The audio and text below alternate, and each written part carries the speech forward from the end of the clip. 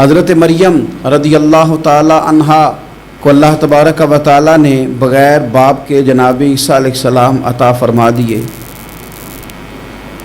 اب اس بات کو جب لوگوں کے سامنے پیش کیا جائے گا،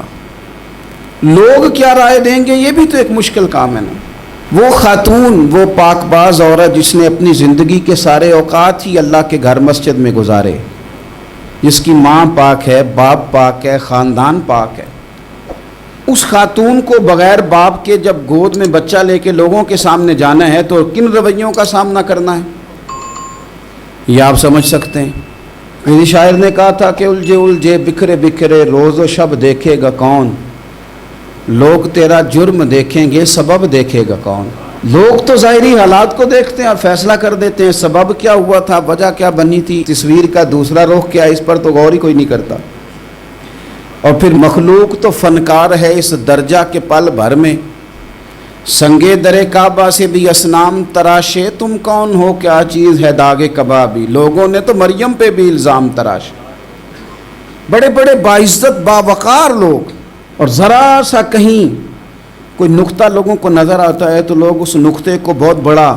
قصہ بنا لیتے ہیں، بہت زیادہ داستان سرائی کرتے ہیں، نیک لوگوں کو بڑی تکلیف پہنچاتے ہیں۔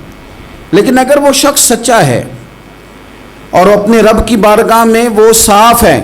تو پھر اسے زیادہ وضاحتیں دینے کی ضرورت بھی نہیں، اور ویسے بھی جب لوگ بہت زیادہ مخالفت کر رہے ہوں تو وضاحتیں دینا کام بھی نہیں آتا،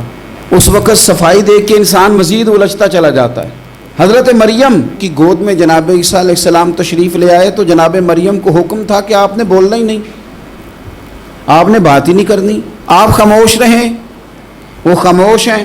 بچہ پنگوڑے میں ہے، قوم کے سامنے ہے تو قوم بڑے سخت نظروں سے دیکھتی ہے، بڑے سخت جملے کہتی ہے، اور انہوں نے کہا کہ مریم یہ بچہ کہاں سے آ گیا، آپ بھی نیک، آپ کا باپ بھی نیک۔ تو جناب مریم نے کیا کہا، قرآن مجید سورہ مریم کی آیت نمبر 29 دیکھیے، فَأَشَارَتْ إِلَيْهِ، تو جناب مریم نے نا پنگوڑے کی طرف اشارہ کیا، جناب عیسیٰ کی طرف اشارہ کیا، توجہ ادھر کی، فَأَشَارَتْ إِلَيْهِ، بچے کی طرف اشارہ کیا، گویا اس سے پوچھ لے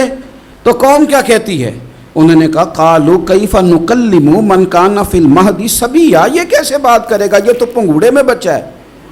پنگوڑے میں بچے بھی کبھی بولے ہیں، وہ بولتے ہیں بھائی، پر جب رب چاہے، اور جب اللہ اپنے بندوں کو صاف کرنا چاہے، اور جب رب اپنے بندوں کی عزتوں کا محافظ بنے تو بچے پنگوڑوں میں بھی بولتے ہیں۔ جناب یوسف کے لیے بھی بولا تھا،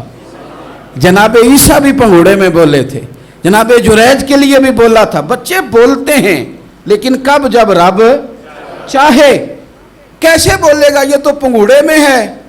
لیکن جب انہوں نے دیکھا نا بچے کی جانب، آپ نے منہ سے نہیں کہا، وہاں تو حکم تھا چپ رہنا ہے، وہ خاموش تھی، پنگوڑے کی طرف اشارہ کر کے کہا اس سے پوچھ لو جو پنگوڑے میں ہے۔ تو جناب عیسیٰ پنگوڑے سے بولے اور سیدھے ہاتھ کے اشارے کر کر کے بولے، کیا کہتے ہیں، فرمانے لگے قال انی عبد اللہ۔ عیسائیوں نے کل کلاں کو کہنا تھا نا وہ اللہ کے بیٹے ہیں، تو انہیں بات ہی یہاں سے شروع کی، کہنے لگے لوگوں سنو میں اللہ کا بندہ ہوں۔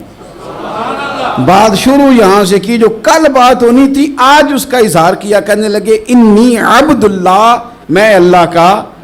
بندہ ہوں، آتانی الکتاب، مجھے کتاب دی گئی ہے، وجعلنی نبیّا، اور رب نے مجھے نبی بنا کے بھیجا ہے۔ 10 منٹ پہلے جناب مریم کے بارے میں رائے لوگوں کی اور تھی، اور 10 منٹ کے بعد اور تھی، 5 منٹ پہلے باتیں اور تھیں اور 5 منٹ کے بعد باتیں اور تھیں۔ جب رب بندوبست کر دے، جب اللہ اہتمام کر دے، میرے بھائی ضروری تو نہیں کہ ہم پریشان ہی رہیں کہ یار یہ کام میں نے کیا نہیں، میرے کھاتے ڈال دیا گیا، یار اس جرم کا میں مجرم ہی نہیں اور میرے منہ پہ سیاہی ملنے کی کوشش کی جا رہی، یہ میرا کھاتا ہی نہیں اور لوگ مجھے تکلیف دے رہے ہیں۔ ضروری نہیں کہ آپ ہی وضاحت کریں، میرا رب بھی بندوبست فرما دیا کرتا ہے۔